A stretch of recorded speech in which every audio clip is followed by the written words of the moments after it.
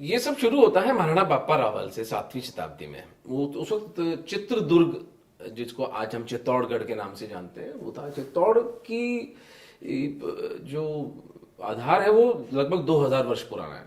तो 700 साल तो ऑलरेडी चित्रदुर्ग को हो चुके थे जब बापा रावल सीन पर आते हैं।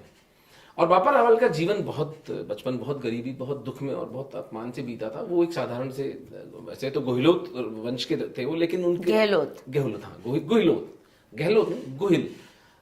गुहिल राजा हुए जो भगवान राम के पुत्र लव के वंशज थे। अच्छा। तो ये लव के डायरेक्ट डिसेंडेंट्स हैं सिसोदियास। Okay. They are direct descendants of Lav. तो 7वीं शताब्दी में बापा रावल एक गोहिलोत वंश के राजा थे और उनकी माँ थी कलावती देवी, और वो एक संत हैं, हरित ऋषि, जिनके सानिध्य पाते हैं। और कई मिरेकल स्टोरीज हैं, मेरा उन पे ज़्यादा ध्यान नहीं जाता है। मिरेकल जो किए थे वो सब अलग बातें हैं। But he goes and joins Maurya dynasty का उस वक्त चित्रदुर्ग पर शासन था।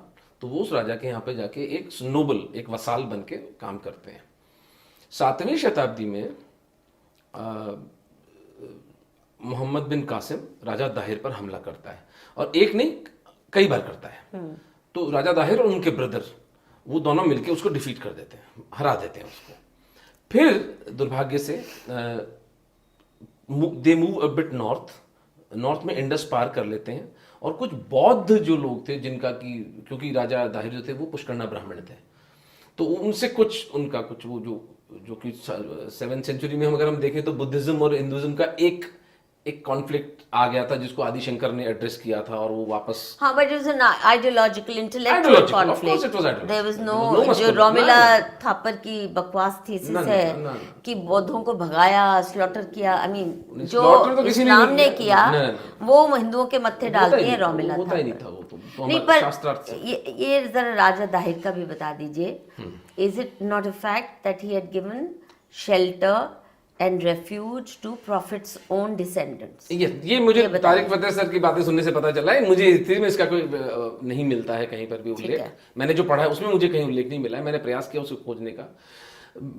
That apart, Qasim attacked Dahir. That's a known thing. And Islam was on its expansion mode. 2nd या 3rd कैलिफ के टाइम की बात, खलीफा के टाइम की बात है ये। तो बौद्धों से मिलके जब वो पीछे से अटैक करता है कासिम, तब वो दाहिर को पराजित कर पाता है और इमीडिएटली दाहिर की गर्दन काट के दाहिर और ब्रदर उनकी हत्या कर देता है। अब जो घटना घटती है वो ये है कि उनका बेटा वहां से भागकर चित्तौड़ आ जाता नहीं, पहले उनके घर की पत्नी मैं बता रहा औरतों के साथ वो बताता है कि मेरी बहनों को और सैकड़ों हिंदू स्त्रियों को नग्न करके पहले तो उनसे वहां पर शराबें और खाना परोसवाया गया है अरबिक आर्मी को। उसके पेंटिंग्स हैं वेरी वेरी हार्ड, मतलब आप वहीं पर मतलब पिघल जाएंगे। कहाँ है ये पेंटिंग? मैं ढूंढ के दिखा दूंगा आपको। बड़ी स्केरी, आई थिंक नेट पे भी मिल जाएंगी। और 2 बेटियों को, दाहिर की 2 बेटियों को कासिम स्वयं खलीफा के लिए भोगदासी बनाकर लेकर जाता है। हिंदू समाज ने पहली बार देखा कि किसी स्त्री को भोगदासी भी बनाया जा सकता है। हिंदू राजा उससे पहले भी आपस में लड़ते रहे। हम 5000 वर्ष पुरानी सभ्यता है। हिंदू राजा 15,000 की बात हो रही है, 15 की बात हो रही है, पर हम 5 ही मानते हैं तो फॉर डिस्कशन से, आर्गुमेंट से। हिंदू राजा से लड़ते थे। महाभारत, रामचरितमानस, रामायण, कहीं उल्लेख आर्मी से लड़ती थी। जो आर्मी वो भी नियुक्त जगह में, नियुक्त जगह आप पर, उसी फील्ड में है। यू डोंट रन अमक। एक नियुक्त समय पे युद्ध की घोषणा होती है और दोनों आर्मीज उस समय को स्वीकार करके फिर एक समय, नियुक्त समय पे सूर्यास्त के समय युद्ध समाप्त होना ही है।